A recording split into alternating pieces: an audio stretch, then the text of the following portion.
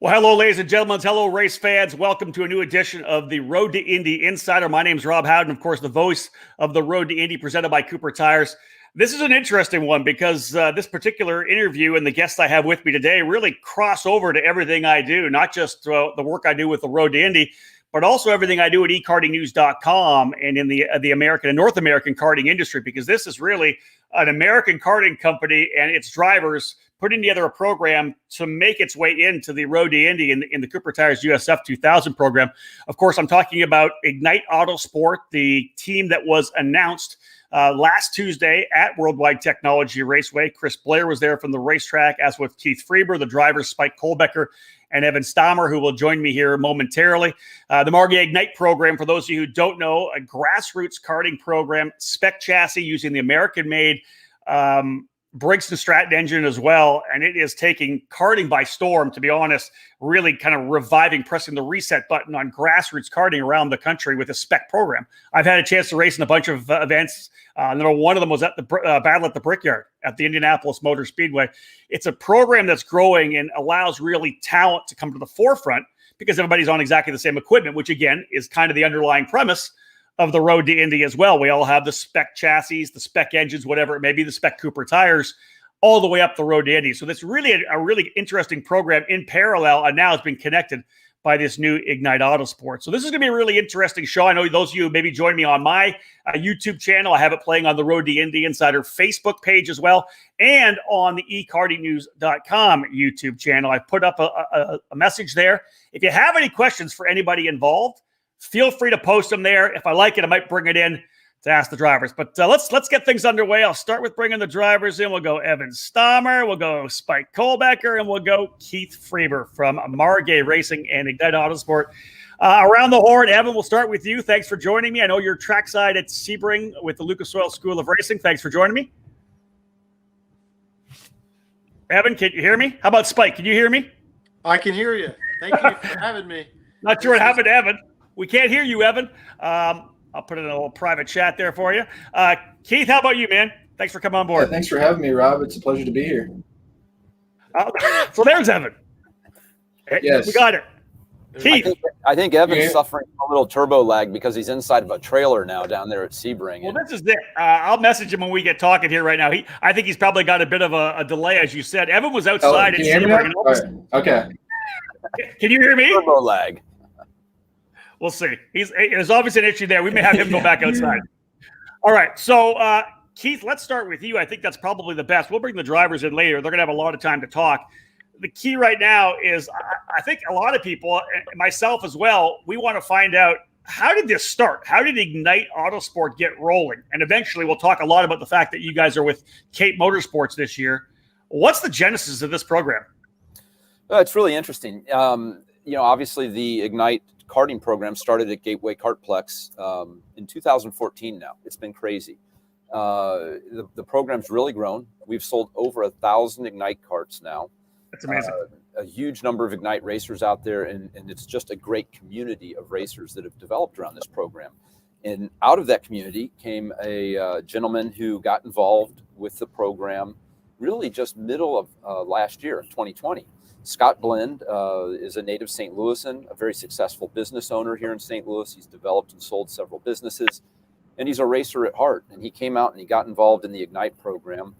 And some of the younger drivers out there started helping him out. And Scott started traveling with us a little bit. And, he was really impressed with some of the young drivers and how helpful they were and what a great community we had around the Ignite program.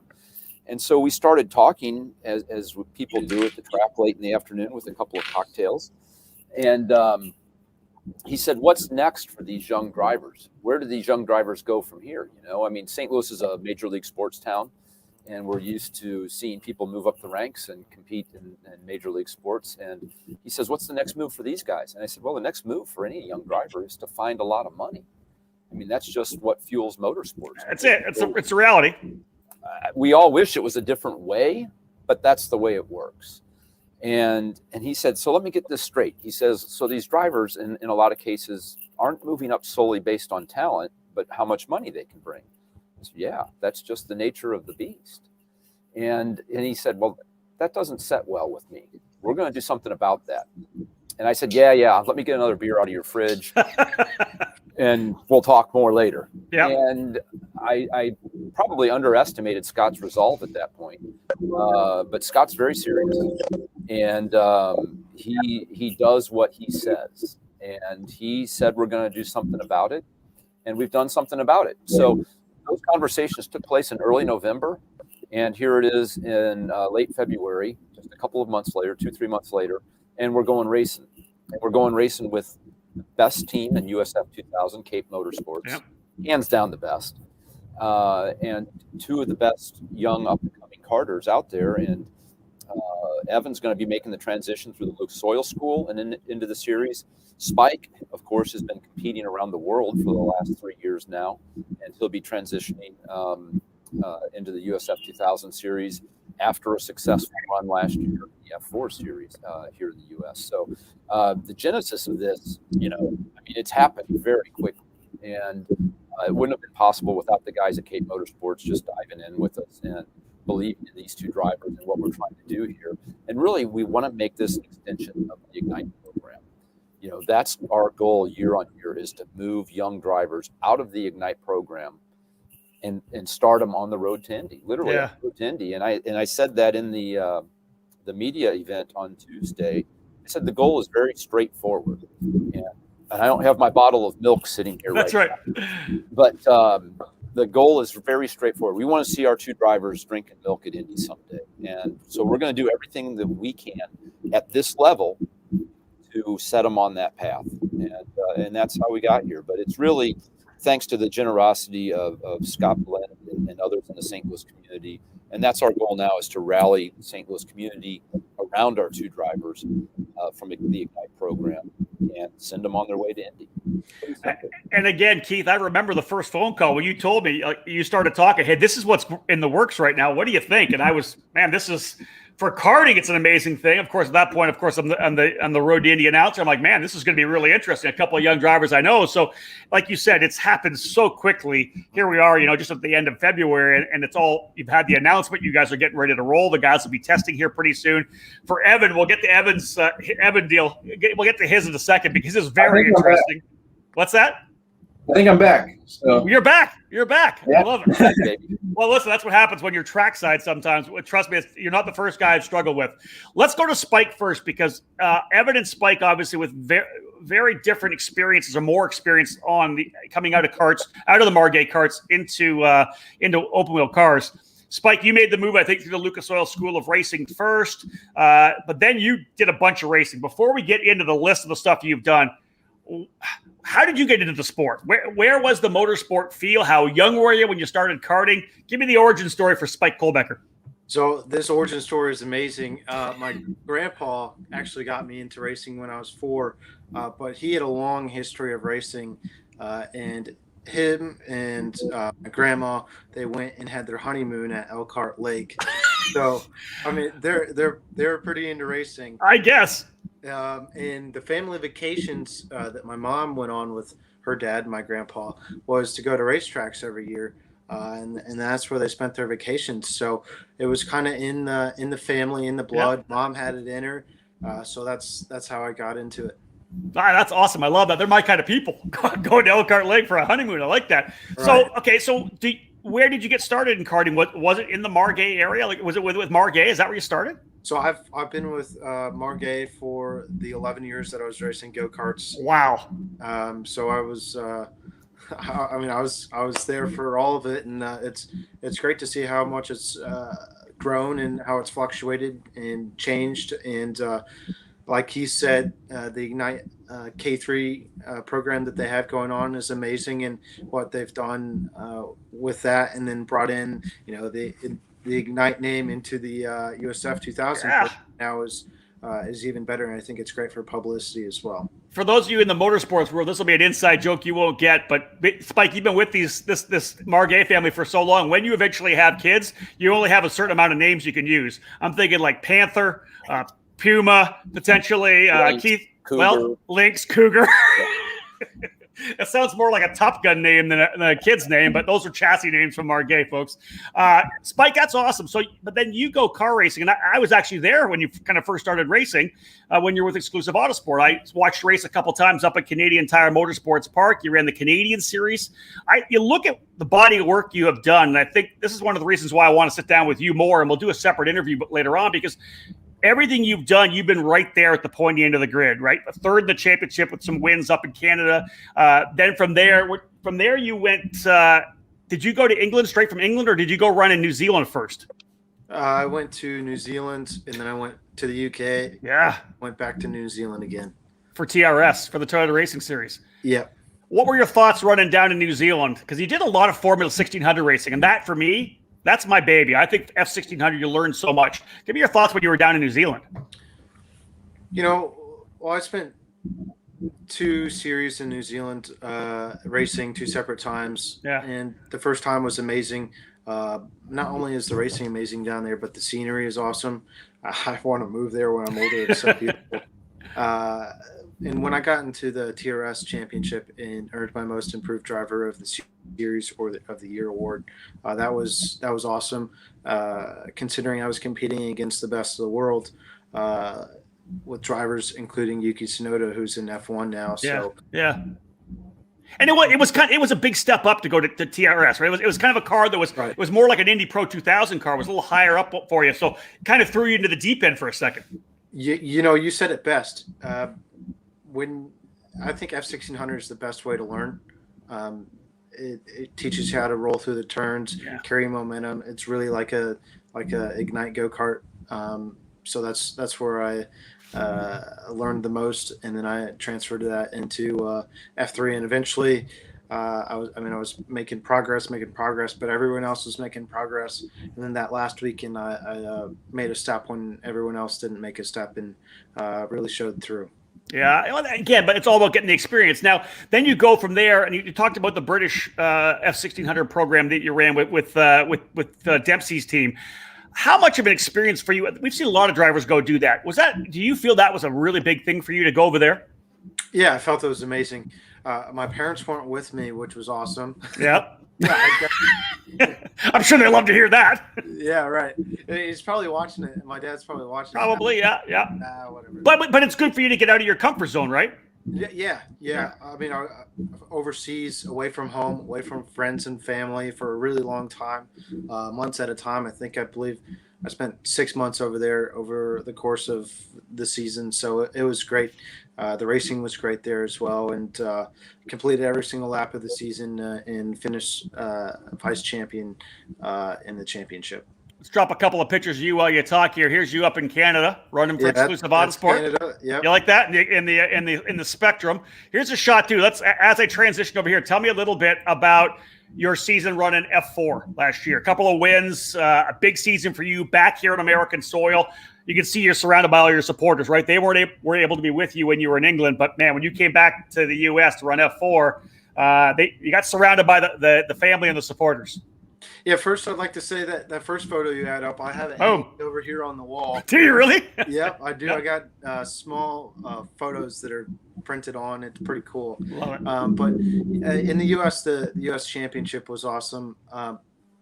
It's great to be racing on home soil. One, because sponsors, friends, family can come watch, and I think that's, I talked about it in my press release for the Ignite Autosport team, that I love bringing unity, and that includes STL Made and this new program. So it was amazing, and I'm looking forward to this year again racing here in the U.S. Yeah, you're back in the U.S. Now you're into the road to Indy.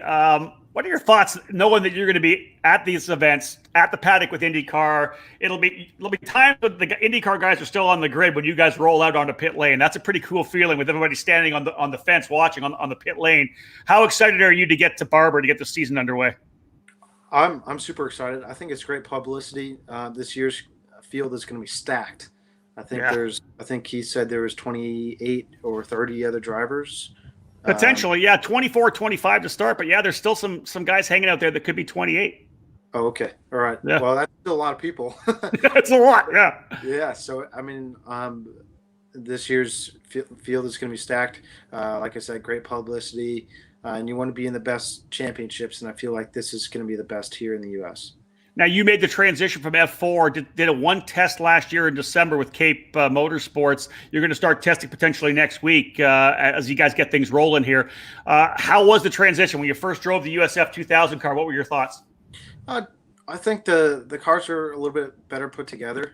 They're very smooth. Well, it helps that Barber is a really smooth track, and that's true. Track. Yeah. So that's probably the best it's ever going to feel all year. But I think the minimum rolling speed was a little bit higher, and just small things like that. All in all, you felt pretty comfortable? Yeah. I was still getting used to it, but the Cape likes to chuck a lot of new tires at it, so I was getting used to that. I really like that part. Okay. Just gotta bring up my pace on the new tires a little bit. Good man. Well, Cape are the guys that push you all the time. That's one of the things we always said about Cape. They want you on the throttle from the minute you leave pit lane to the minute you come back. There's no coasting out there, right? Right, exactly. I love it. All right, let's go to Evan Stamer. Evan, let me get you. I think, are you on mute? Can we hear you? No, I think we're good. All right. Evan, I'll tell you, interesting. You're obviously listening to this. You've known Spike for a long time. It's a different deal for you, right? You're coming out of karts. You haven't done a lot of car racing. You ran, I think, one of the Champ Car endurance races. Maybe a little bit. Yeah. You went to the Miata shootout for Mazda. This is a lot different from you. You're coming out of karts and going right into Lucas Oil. Tell me what it's like on your transition going into Lucas Oil. No, these Lucas Oil cars are great. I think it's a great learning step to be here at Lucas Oil, racing wheel to wheel with these guys, because it's no slouch at these Winter Series races either. But I think in the USF2000, first time driving it, the biggest challenge was getting used to the aero and the stiff tires on it. So I really had to find the edge still of the tires and aero, but I think I'm making great progress, and once I keep lowering my time every time I go out, so it's and the Cape guys are doing a great job of teaching me how to handle the car and everything about it, so it's been great. Well, when you haven't been in a car before, you've raced karts for so long, everything's rote, right? Everything's so easy, you know it. It's all muscle memory. When you get into a car, it's so much different. So much different. I mean, I now have to think about strategy. Obviously, in karts, you think about strategy too, but when do I want to push in these Lucas Oil cars? And I have to get a great start here. It's all different. Just little things like that make the difference in racing cars. Well, let me ask you the same question that I asked Spike. Let's talk about your origin story. When did Evan Stamer first get into racing? What was it? Was it a family thing? How did you start your love of motorsports? Well, I used to race dirt bikes all the time. I started out racing dirt bikes when I was 4 years old.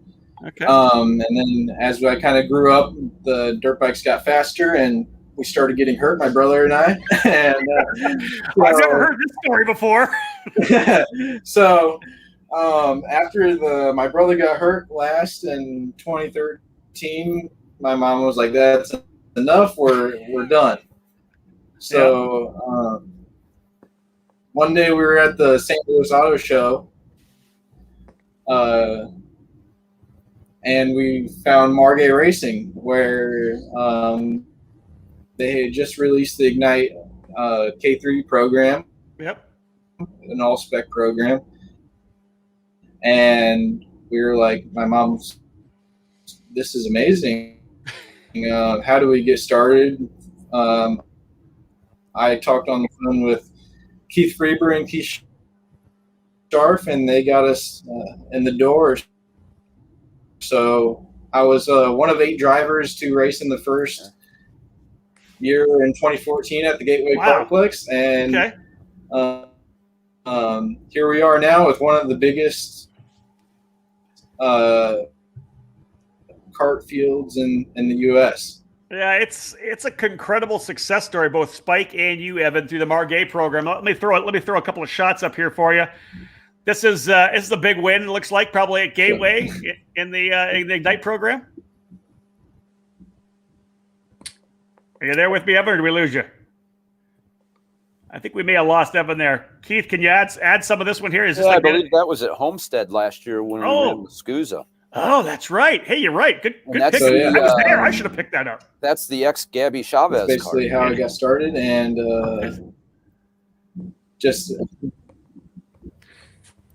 we're obviously having a bit of trouble getting with Evan with the deal. Evan, hopefully you can hear this one, because I want to ask you about this. If you don't come on, Keith is going to have to come in for you. Tell me about this cart here. What's this about you going road racing? Still rendering here. It's not. Oh, there we go. Yeah. That was at Homestead. That was at. Did you lose me again? No, I can still hear you. Keep going. There you go. No, we lost him. Keith, fill me in. So I'm a big road race guy. That's my cup of tea right there, and that's my, as everybody likes to refer to it, that's my vintage enduro cart that the RRR boys take care of. Rick and Randy Folks and Reggie Folks and the clan up there takes care of for me. And I'm a fan when it comes to developing young drivers. I want to see both these guys drive everything they can, whether it's a lay down enduro cart, a dirt cart, even. I mean, just if it's got wheels and somebody says, "Hey, do you want to race this?" You go race it. That's it. That's the way it should be. And so, Randy said, "Hey, why don't we run Evan over here at Mid Ohio this weekend?" And this was 2 years ago now. This was 2019. Yeah. And Mid Ohio, I hate Mid Ohio. You know why? Because you have to be a really, really good driver to be fast at Mid Ohio. And I always struggled at Mid Ohio because it's such a technical track. Yeah. So props to all the guys that are super fast there. And so Evan shows up over there. He had driven that cart once before. I believe it was at Gateway, and had been in it just a couple laps.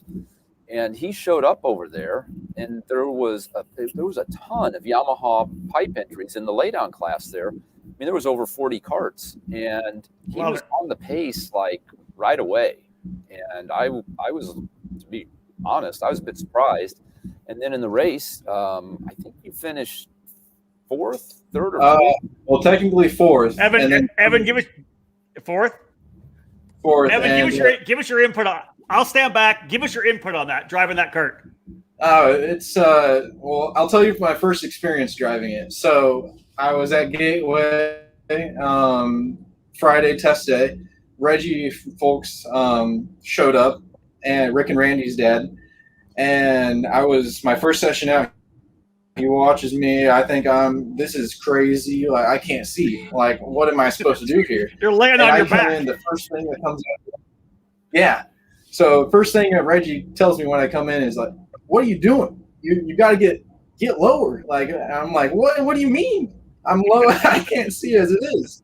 And he's like, "Look, you see that little triangle part of the steering wheel? Look through that." And I'm like, "Wow, you really?" Oh my God. So I did, and no, that's one of the craziest things I've ever experienced. That cart. It's just a totally different animal, and the way you drive is quite unique. So. That's amazing. That's amazing. Amazing. Obviously taking you out of your comfort zone for sure. Hey, we got a question here. Someone say, here's a question. I'm not sure this would happen or not, but Keith, you can come up with this. It'll go on top of you guys. But it's Mark Hudsmith says, any testing going to be happening on the Gateway Road Course? Would like to come out and watch. Yeah, I would love it if that was the case, but the Cape boys have got a pretty well-defined program. Yeah. They know exactly where they want to be. They know exactly what they expect of their drivers at each individual track they test at, and they haven't had any prior experience testing here at Gateway or Worldwide Technology Raceway. So the schedule for testing this year is built around all the tracks that they know, and so we're off to Putnam Park. In 2 weeks, 2 weeks from tomorrow, both Spike and Evan will be testing at Putnam for 2 days. And then we go to New Jersey Motorsports Park after that. Cool. And then another test at Barber before the Barber event. And spring training. It's really all about getting these guys comfortable at as many of the tracks they're going to race at. Indeed. You're limited on test days. Yep. And you're also limited with dollars. And so as much as I would love to see these guys out there at Worldwide Technology Raceway on the road course, which is actually a very fun track that keeps you really busy, and it's a great workout. But unfortunately, it just doesn't fit real well with the program. Indeed, yeah, you got to get the experience if you can right on the track. So here's a question we'll pitch to Spike. It's from Tara Shevchenko, and she says, "Does the nature of the relationship with your competitors change much from series to series? Because you've been in England, you've been here in the U.S., you've been in New Zealand. What's it like? We know that Romain Grosjean just tested with his IndyCar team at Barber, and he couldn't believe the fact that he was talking to everybody between sessions, because that doesn't happen in Formula One. Spike, is it different for you? Is it different in the paddocks, what your relationship is like with the other competitors? No, I think it just matters who the person is. Yeah, okay. I mean, you can like a person or you don't like a person. So, and that determines if you give them space on track or no space on track. So, all right, I understand that. I can understand that. Hey, Evan, let's go to you again. Let me get the whole question. I know we have a bit of a lag. Then I'll let you go. Obviously, much different for you than Spike, right? You are coming out of karting. Part of this program, and Keith, you and I have talked about this. It's the drivers coming into Ignite. From there, there's going to be a relationship with Lucas Oil School of Racing to go get your license there, get some lapping days. You're actually doing the winter series as well. How do you think? How prepared do you feel you're going to be before you head to the first race at Freber Motorsports Park? Oh, they wouldn't have me as this driver if they didn't think I was going to be prepared. They obviously picked Cape because they're a top-notch team. So Cape's not going to let me obviously go into these races not being prepared. So they're doing a great job of getting me up to speed and everything I need to know, everything I need to tell them information-wise about the car. And I think with doing these, getting the race experience at Lucas Oil along with the test days with the USF car, that I'll be pretty well prepared.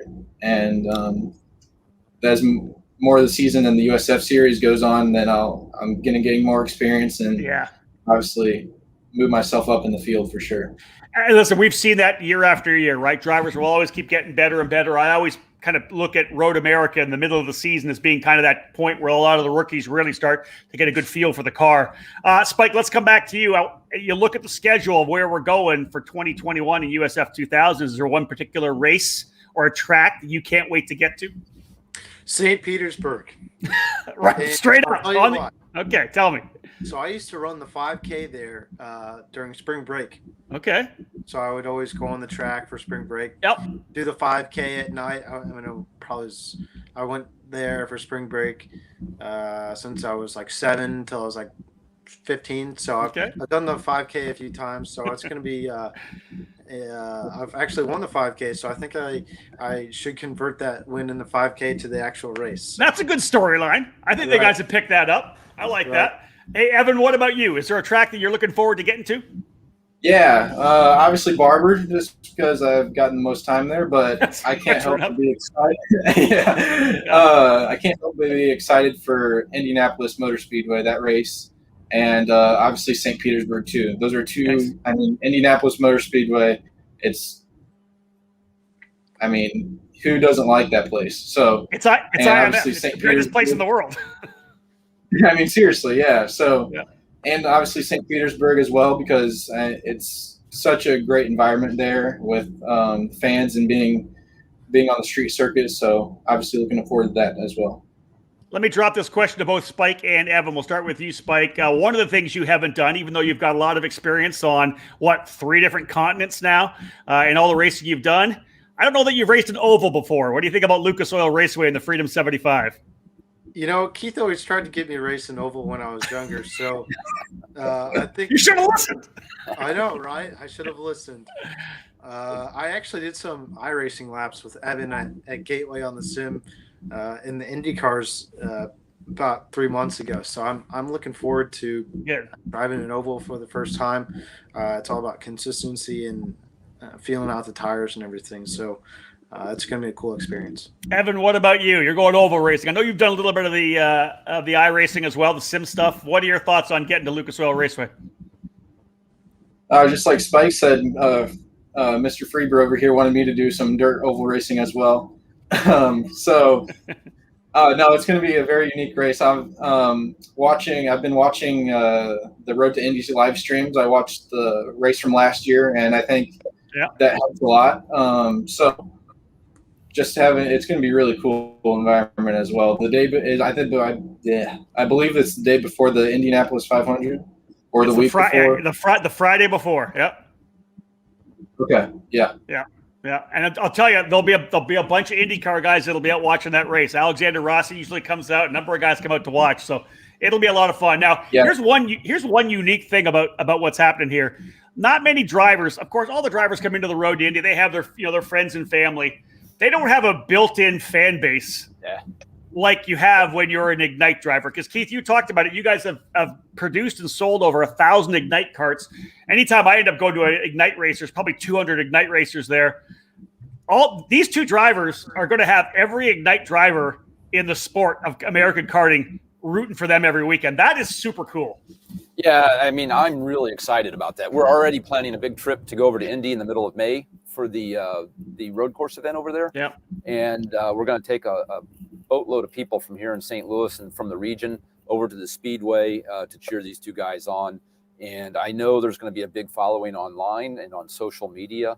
The community of Ignite racers out there, whether you're at Gateway Kartplex here in St. Louis or, Oakland Valley Raceway in Cuddyback, New York, or Motorsports Country Club of Cincinnati, any of the tracks throughout the Midwest that are running this program. There's so many good people, so many people that we really enjoy going racing with, and a lot of fast people too.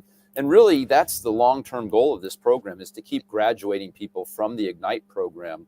Once these two guys are going to keep on trucking, they're not going to run USF2000 forever. They've got their eyes on a bigger prize, and so do we for them. And so we're going to try to keep filling that pipeline with Ignite carters year after year. That's the goal. That's the plan, is to make this a real legacy program that's around for a long time. And you know how difficult that can be. And we're not underestimating that challenge. We know that they have a tough road to Indy, and we also know that we have a tough road to keep this program rolling too. So let's wrap this up with the final two drivers, Spike and Evan. Let's talk to you guys. Spike, we'll start with you. Expectations for 2021. When you look at what you want to accomplish this year, what ends up being a good season for Spike Kohlbecker? Winning the championship. That's it? Yeah, that's the best way to say it. Yeah. Evan, what about you? You're obviously in a little bit different position. You're going to gain experience, right? What does a really good season look like for you? When I can keep getting consistent points finishes for the team and eventually, hopefully, get some podiums late this year, that'd be a tremendous season for me. Then I go into next season to win the championship. So I just look forward to learning as much I can from my teammates like Spike, Michael, and Thomas, and they've been a super help so far. So I just look forward to more of it. Yeah, good point there for Evan. Bring up the fact that, of course, this is a four-driver Cape Motorsports team. The two drivers with the Ignite Autosport branding, of course, Spike and Evan, but it's Thomas Nepfu from Canada and Michael D'Orlando as well with Cape Motorsports. Again, multi-time series champions, kind of a juggernaut of USF2000 racing, so they couldn't be in better hands in terms of being taught by Nicholas and Dominic Cape and the crew that they have as well. Keith, I'll wrap things up with you, and because obviously Spike and Evan, young guys, they've been with Margay for a long time.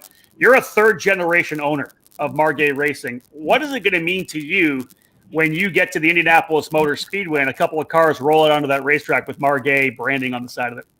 I mean, I admittedly, I got a bit choked up yesterday when we did the media launch with the boys and the two cars. When they pulled the covers off of those cars for the first time, and I just saw the look on their face, and I see the branding on the cars and everything. I mean, it's really cool to me. I mean, it's just I can't overstate how much it means to me, because anybody that's in karting knows that you don't do it for the money, right? Yeah, you're doing this for the love of the sport, and I'm a lifer. I'm in this to the end. Yeah, you can relate. Yep. And so to get to work with so many great young drivers. And when they leave karting, when they move up to cars, traditionally, that's sort of been the end of it for us. It's like we send them off and, hey, good luck. And try not to forget about me when you have your own plane. That's right. And not that I'm bitter about any of that. But with Spike and Evan, they have been an integral part of Margay's story over the last 11 plus years in Spike's case and last 7 years in Evan's case. I mean, these guys are part of our company. They're part of our family. Their families are part of our family. Yeah. And so to get to be just, I don't have anything to do with making them go fast. That's all Dominic and Nicholas. But if we could help put the deal together and keep the thing pointed the right direction and see them achieve the results that they're both capable of, I mean, I couldn't ask for anything more. Yeah, and they're looking to follow in the footsteps of Margay champions like Scott Pruitt, Joseph Newgarden, Connor Daly, all these guys that started and raced Margay products. Yeah, it's a good. I got goosebumps right now thinking about that. What's that, Evan? I got goosebumps thinking about all that. Just the big announcement, and I love it. Yeah, no pressure. One final question. We'll wrap things up and keep it staying at you. Not everybody knows this about you, but you used to race F2000 yourself. Will there be a chance for you to slide into a seat for a test session of one of these cars? Absolutely not. All right. I don't want to embarrass these guys. Listen, that's just being nice. I appreciate No. I did. I ran F2000. I'm no different than these guys. Yeah, well, I am a little there. I'm not as good as right. either of these two. I was an aspiring young race car driver at one time as well, and I went from sports 2000s to F2000, ran back in the USAC F2000 days in 1990 and 91, and loved it, absolutely loved it, and realized that I did realize that I just didn't have all of the tools that I needed to win at the highest level. Yeah. And I thought, I can always go back and race for fun. And I knew I would enjoy working with young drivers. And so got heavily involved, of course, in running Margay. But yeah, I did run some 2-liter stuff back in the day. I still call them 2-liter cars. Right. Yeah. Everybody looks at me real funny. But fun fact, and I'll wrap it up, but Nicholas Cape and I actually raced against each other in Formula Continental in 1990 down at West Palm. There it is. The SCCA winter races. So I'm pretty sure he beat me. Was it Moroso Raceway Park or something back then? It was, yeah. Yeah, It was Moroso, right? Yeah. Well, listen, guys, thank you so much, Keith. Thank you so much for joining us. This is a really cool deal for Margay, for Ignite Autosport, to have a couple of young drivers that when you hear the backstory, how long that they've been with you guys, like you said, this is a family deal. This is 2 drivers who have came up through the entire Margay program, getting a chance to kind of fulfill their dreams to a certain extent and really push forward with Ignite Autosport, and of course hooking up with Nicholas and Dominic Cape, a brilliant brushstroke as well. Spike, Evan, thank you so much for joining us, bud. Yeah, thank you. thank you for having me, Rob. Keith, thank you so much, my friend. I appreciate it. Thanks, Rob. We'll drop these guys in the back here, folks. I'll tell you, this is a super cool program. Again, for me, with my 25 years plus in karting and then the 10 plus years I've been with the Road to Indy, to see everything kind of come together. This is a great program for karters. It's going to have a lot of people following the Road to Indy because, like we said, the whole Margay Ignite is a family program. There's going to be a lot of racers that will be rooting for both Evan and Spike when we go racing at Barber in the middle of April. Just another one of the fantastic programs. Of course, Cape Motorsports with 4 drivers, as I said. And as the guys mentioned, anywhere between 24, 26, maybe even 28 drivers. If things come together at the end in the USF2000 program this year, it is going to be strong growth all the way across the program. But 2 young American drivers to definitely watch here in the Road to Indy presented by Cooper Tires. Big thank you to everyone from Ignite Autosport for joining me here on this edition of the Road to Indy Insider Live. My name's Rob Howden. Book it.